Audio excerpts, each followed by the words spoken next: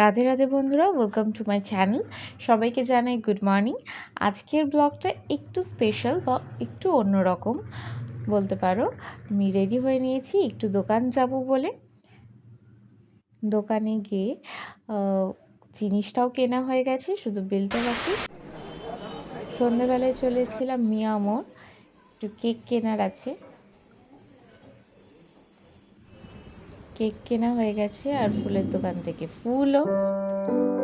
হ্যাঁ, আজ আমার দাদু আর ঠাকুমার 50তম বিবাহবার্ষিকী কমপ্লিট হলো, তো সেই জন্যই বাড়িতে একটু ছোট্ট করে সেলিব্রেশন বা পার্টি হয়েছে।